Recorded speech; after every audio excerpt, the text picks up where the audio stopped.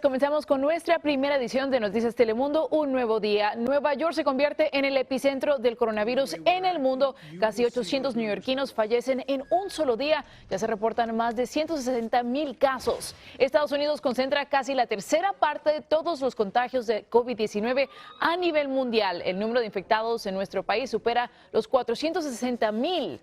Florida se acerca a los 17,000 casos y 400 muertes por el coronavirus. El condado de Miami-Dade vive su día más letal con 16 nuevos fallecimientos y ordena el uso obligatorio de mascarillas en lugares públicos. 13 pasajeros permanecerán aún 14 días a bordo del crucero Coral Princess tras la prohibición de ser trasladados a hoteles de Miami y sin poder tomar vuelos de retorno a sus hogares.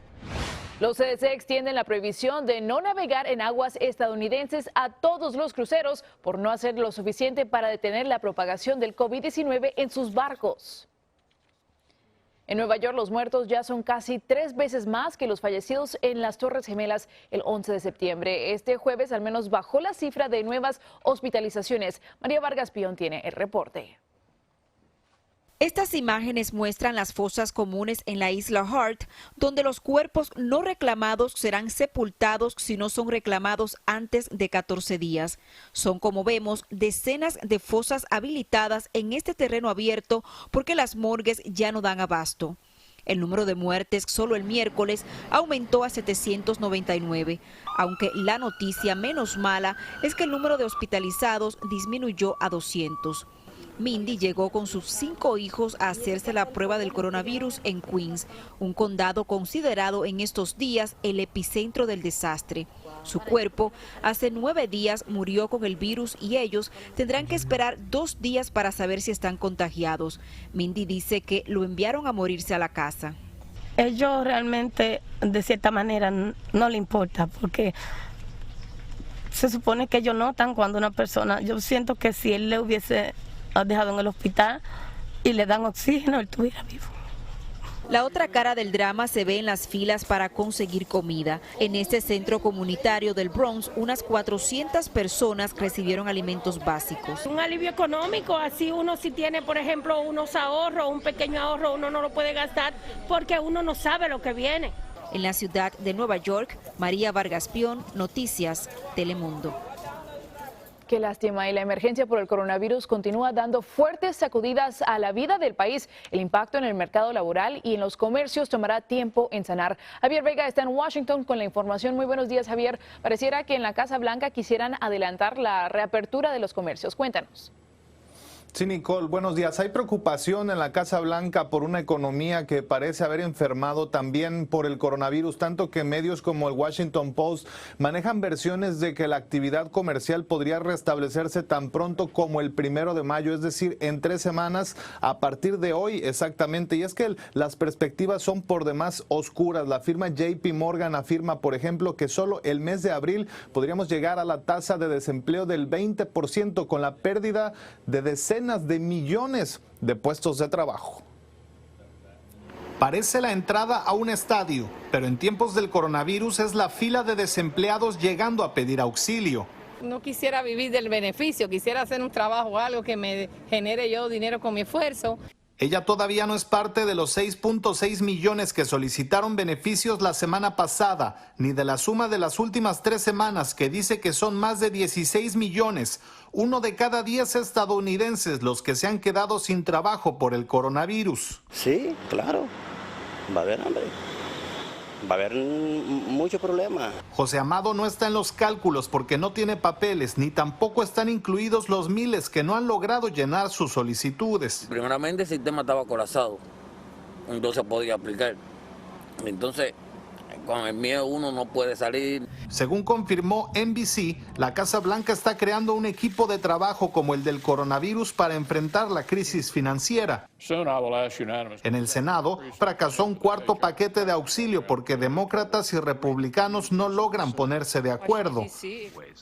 Mientras el presidente de la Reserva Federal anunció 2.3 billones en préstamos destinados a reactivar a compañías medianas con hasta 10,000 empleados.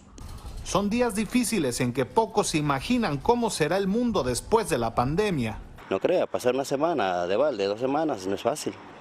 es angustia para uno. Él solo espera que lo llame el contratista para volver a trabajar.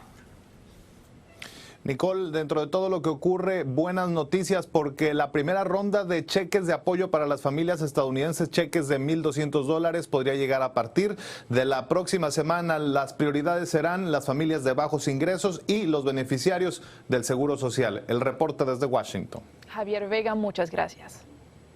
Y hacía décadas que la comunidad cristiana no vivía una Semana Santa tan deslucida como esta, al igual que en los últimos días las medidas de emergencia por la pandemia marcan hoy también la jornada del Viernes Santo, algo evidente en el Vaticano. Javier Martínez Brocal se encuentra allí con los detalles sobre el ambiente que se está viviendo en esta jornada. Adelante, Javier. Dramática Semana Santa en el Vaticano. El Papa Francisco va a recordar las últimas horas de Jesús en la tierra y también va a rezar por las víctimas del coronavirus, pero lo va a hacer a solas dentro de la imponente Basílica de San Pedro. Con la mitad del mundo encerrado en su casa, quizá nunca tantas personas han estado atentas a su mensaje. Hace un año era casi imposible conseguir entrar en las ceremonias de Semana Santa del Papa. Peregrinos de todo el mundo solicitaron invitaciones con meses de antelación y solo los 5.000 primeros las consiguieron. Junto a diplomáticos, cardenales y autoridades pudieron ver de cerca este simbólico ritual. El Papa postrado en el suelo en señal de penitencia, rezando en silencio. Este año el Viernes Santo será muy diferente. Francisco repetirá ese gesto a pesar de la ciática que le dificulta los movimientos, pero será con la basílica vacía y para implorar el fin del coronavirus. Según los latinos que trabajan en el Vaticano, Francisco está transmitiendo con estos gestos un mensaje especial. El Papa Francisco es un hombre de Dios que nos lleva a que nuestra relación con la persona de Jesús nos haga mucho más hermanos y más cercanos a los demás. El Papa no está celebrando solo, el Papa está celebrando con la Iglesia que lo está siguiendo, el Papa que es solícito, el Papa que confirma en la fe, el Papa que no abandona a sus hijos, el Papa que respeta las reglas y las normas que se han establecido, pero que no se cierra ante la posibilidad de estos medios de poder llegar a las personas. Yo creo que con mucha responsabilidad, y creo que al Papa le pesa mucho la situación de una presunta soledad, porque al Papa le gusta mucho el contacto con el pueblo de Dios. Vimos a lo largo de estos 7 años que los mejores gestos de Bergoglio, estos gestos que pueden ser considerados pequeñas encíclicas, se producen cuando él está en contacto con sus fieles, con los cristianos en el mundo. Por lo tanto, creo que para él debe ser muy difícil. Aquí en el Vaticano nadie recuerda una ceremonia sin peregrinos, más bien lo contrario. Hace 15 años el Papa Juan Pablo II faltó a esta misma ceremonia. El Papa polaco estaba tan enfermo que pidió a sus cardenales que le sustituyeran en su última Pascua. Torni presto, Santo Padre.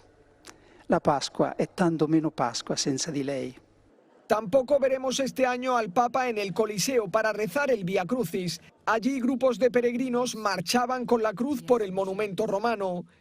Esta noche menos de 10 personas la llevarán por la plaza de San Pedro. Quizá es un símbolo de la soledad del mundo ante la amenaza del coronavirus.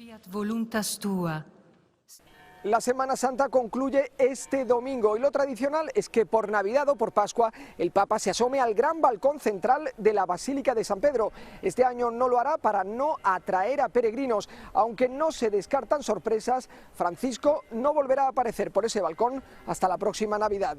Desde Roma informó Javier Martínez Brocal, Noticias Telemundo.